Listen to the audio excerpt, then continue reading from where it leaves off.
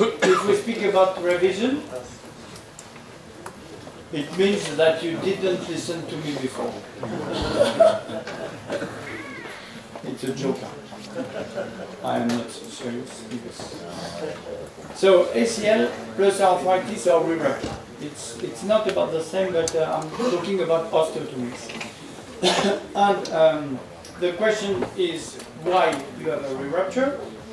How is the cartilage, of course, and the second is doing an ACL reconstruction alone is sufficient, and this is what you have to look at. And if you look at this X-ray, this X-ray is typical from arthritis on a chronic anterior laxity, because the cupula is posterior. You have you don't have too much anterior tibial translation, but the posterior cupula is typical from that. This is an example of a re-rupture. This girl, she's 24 years old. She had an ACL graft in 2014. Rehabilitation, everything went perfectly. She is allowed by her surgeon to go back to sports activities, and she started the first game, 8 months, re-rupture.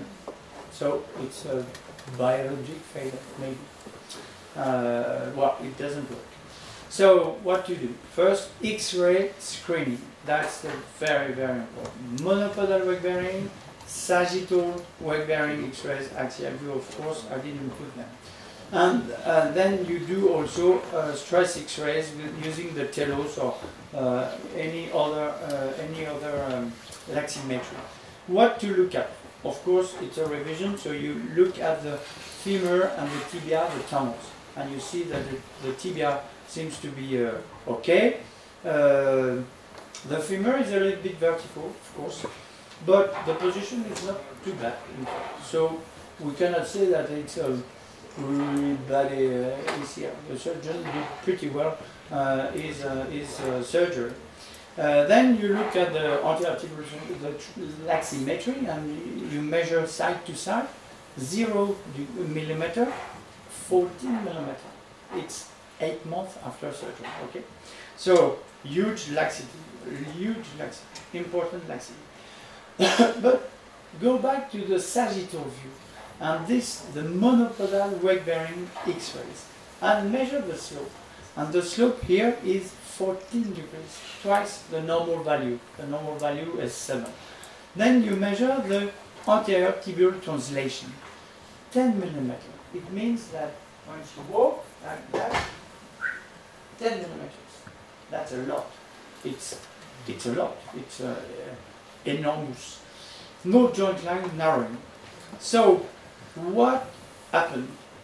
What happened is the stress on the graft when she was walking, and she probably ruptured her ACL by fatigue, by stress, too much stress. And if you look at the MRI, this is her MRI, you see how the cartilage is damaged. She has no more meniscus, no more medial meniscus. So this increases also the anterior tibial translation while she walks. So yes, it's a biological failure, but it's not because of the cells. It's because of the stress she had on the graft during her rehabilitation.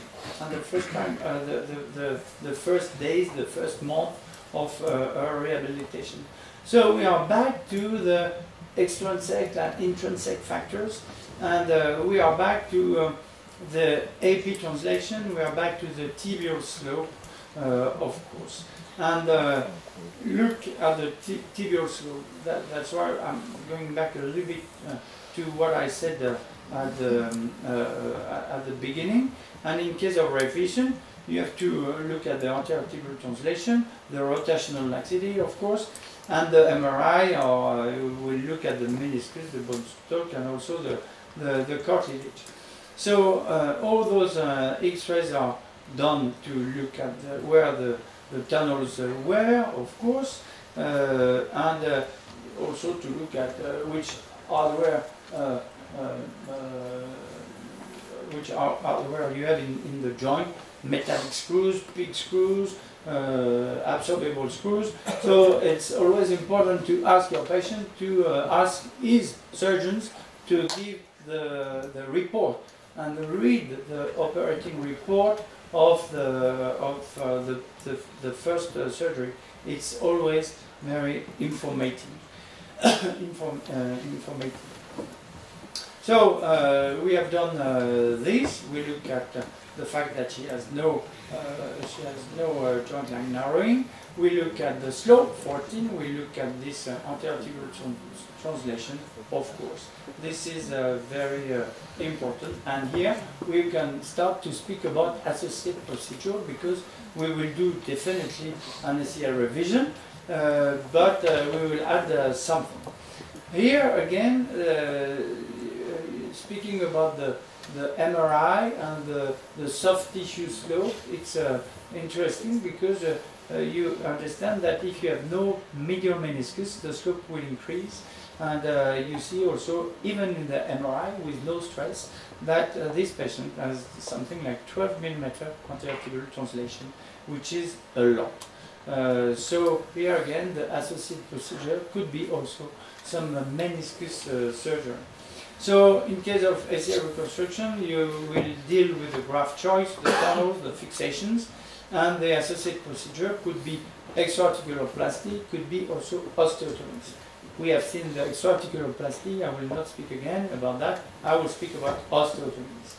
And osteotomies could be two types of osteotomies. You have the valgus osteotomy or the varus osteotomy in the coronal plane, and you have the sagittal plane. Both planes are important. And you have this malalignment, and the malalignment could be axial or could be coronal or could be sagittal. So the evaluation with a long-standing X-rays is important to appreciate the varus or the valgus and where is the valgus or the varus. And the sagittal will be able to measure the slope, the anterior tibial translation, of course.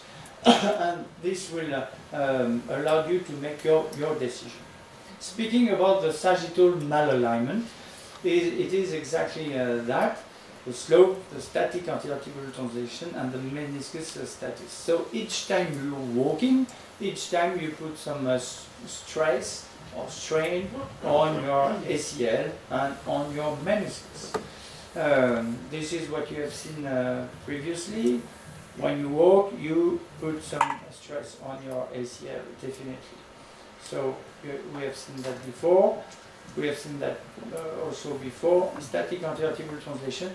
This is, for me, it's we know that for a long time, but I'm so happy to have been able to publish that a few months ago, because for me it's really fundamental, and I use it a lot, and I'm very happy about that. So I'll go through this. So in case of revision, maybe you can protect your graft, and you can try to protect your graft by doing something else. Maybe it would be non-weight bearing, but maybe it would be to change the shape of your knee and the shape of your slope. You have seen that the veterinary are doing a deflection osteotomy to treat the dogs who are playing soccer in Italy. So this is the deflection osteotomy. This drawing is not good, in fact, and it was the original drawing, because this surgery was described by my father, and in 1991, in fact, and we published the first result in 1998, and it was done for second revision, so the third ACL, and we looked to my patient, and we did that study. And when you start to do a deflection osteotomy, trochleoplasty is tough to do. Deflection osteotomy is even more difficult to do. So you have to really follow the steps. It's a closing wedge osteotomy. And what you have to do is first to expose the patellar tendon insertion, because the osteotomy would be at that point. I don't like to detach the tibial tuberosity, and then you release all the MCL, the deep MCL, so you will not get any laxity on the medial side. You do the same on the lateral side. You detach the fascia lata, but you leave attached the tibialis anterior. So this is something that you expose all the superior part of your tibia, and you will be able to reach the posterior part of your tibia. So while you have done that, you can look at the size of your closing wedge osteotomy, and we say that if you want to correct 1 degree, you remove 1 millimeter. You start by doing your ACL, of course, you do your ACL, your revision ACL, during the tunnel, etc., but you don't pass the graft. Okay? So it's also important to understand that if you are a knee surgeon, and if you do some total knee arthroplasty, you don't care about releasing the deep MCL because you know that you will never get any laxity. If you do a lateral approach, you can detach all the fascia lata, no problem, no laxity. If you do only ACL, you will never do that because you will be so scared about detaching ligaments. So doing sports and arthritis is a good thing. So now when you have done that, you put some key wires. And the key wires will reach the posterior part 1 centimeter below the tibial plateau, and then you cut on the key wires. So this will guide you, and you will never enter the joint line. And then you do the second cut with the saw. But I will tell you that it's really good to use fluoroscopy while you're doing that, because it's very tough to get that hinge here, and this is something that you have to be careful. Of course, you have some vessels behind, but don't be afraid about vessels. When you don't look at the vessels, you never reach them. The same for the nerves. Ignore anatomy, be functional. This is my stamp.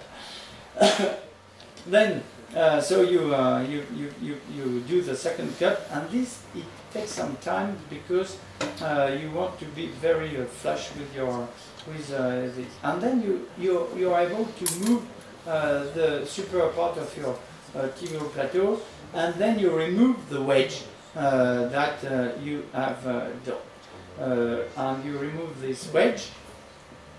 I have to say that I was very happy for this video because it's not very often that you remove the wedge for the first time. Then you have to complete your osteotomy, use also the fluoroscopy, and then you will see that you can move the superior part of your tibia. Don't be afraid, huh?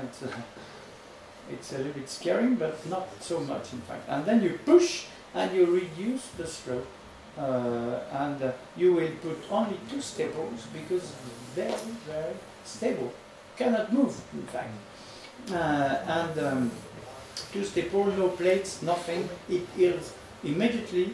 No problem for that. And while you have done that, you redrill a little bit the tibial tunnel, and you are able to pass the graft and fix your ACL as you were doing. You redrill a little bit the tunnel, and then you pass your graft, and it's done. So when you have that, of course, you can imagine that, and you fix it with a screw. In fact, now I fix it in flexion, so it increases a little bit the pressure, and then you close the wound, no problem. The results of this for a second revision, so it was a third ACL, was the hypothesis was to protect the ACL graft, and we have this pretty small series at that time, and with this follow-up, the results were pretty good, not as good as the primary ACL, of course, but it was the third revision. And what was really interesting is the correction of the slope.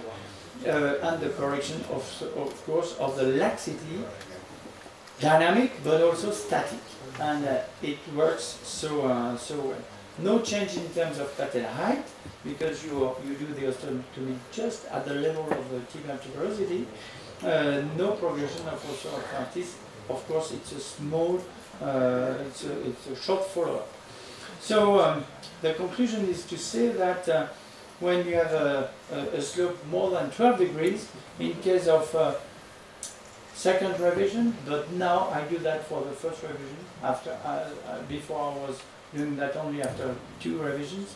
Now I do quite often. I do much more osteotomies, even in the first revision. If your slope is more than 12 degrees, correct the slope. It's very, very important, and it works so well. This is my message.